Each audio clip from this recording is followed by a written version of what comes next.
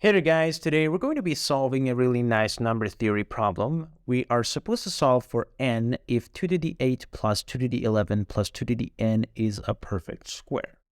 So let's go ahead and use the first method and solve for n. So in the first method, I'm going to go ahead and assume that 2 to the 8 plus 2 to the 11 plus 2 to the n is equal to m squared, because we are given that this number is a perfect square. And notice that m is an integer. Great. Next, let's go ahead and isolate 2 to the n by subtracting 2 to the 8 plus 2 to the 11 from both sides. So I can say that 2 to the n is equal to m squared minus 2 to the 8 minus 2 to the 11. Next, let's go ahead and factor out minus 2 to the 8 out of these two.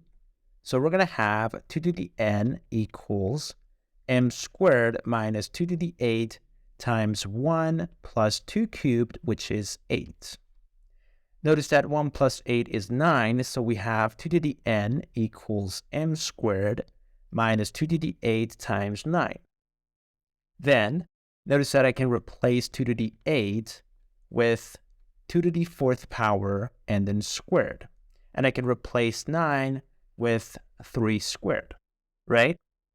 Next, notice that we know that a to the power of m times b to the power of m is equal to ab all to the power of m, right?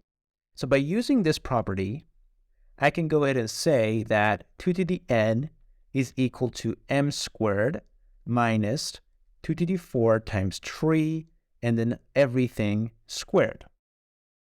2 to the 4 times 3 is 48, so we have 2 to the power of n equals m squared minus 48 squared. Now, obviously, m squared minus 48 squared is a difference of two squares, so I can factor the right-hand side and say that 2 to the n is equal to m minus 48 times m plus 48. Now, notice that this times this is equal to 2 to the power of n. That means that both of these factors must be a power of 2. So let's go ahead and assume that m minus 48 is equal to 2 to the power of k, where k is an integer and k is less than n. Therefore, I can go ahead and say that m plus 48 should be 2 to the power of n minus k, because if you multiply these two, you get 2 to the power of n. Great. So next, let's go ahead and subtract the second one from the first one. So we will have m minus 48 minus the quantity m plus 48 equals 2 to the power of k minus 2 to the power of n minus k. So if you simplify this, you will have 2 to the power of k minus 2 to the power of n minus k equals minus 96. So let's go ahead and negate both sides to get 2 to the power of n minus k minus 2 to the power of k equals 96. Now notice that 96 is positive. That means that 2 to the power of n minus k minus 2 to the k is positive, which means that 2 to the power of n minus k is greater than 2 to the power of k, and that means that n minus k is greater than k. And that means that I can go ahead and factor out a 2 to the power of k out of these two.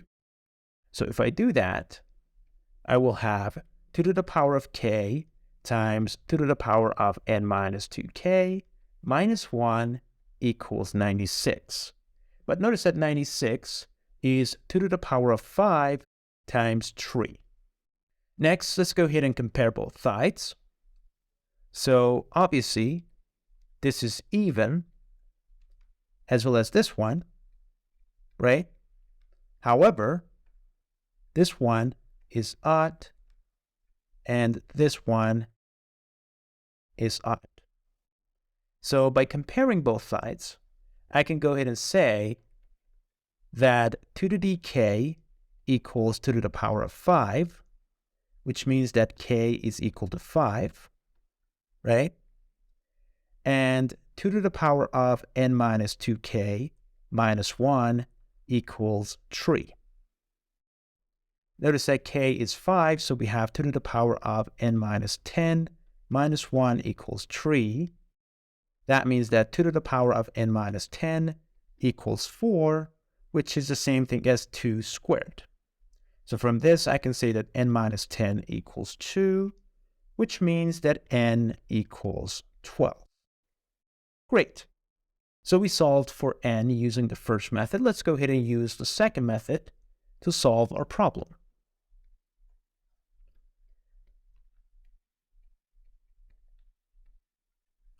So remember that we want 2 to the power of 8 plus 2 to the power of 11 plus 2 to the power of n to be a perfect square. That means that I can write this in the form of a plus b all squared, right? So let's go ahead and expand the right-hand side. We will have 2 to the 8 plus 2 to the 11 plus 2 to the n equals a squared plus 2ab plus b squared. And now let's go ahead and compare both sides. Obviously, I can go ahead and say that 2 to the power of 11 is not a perfect square.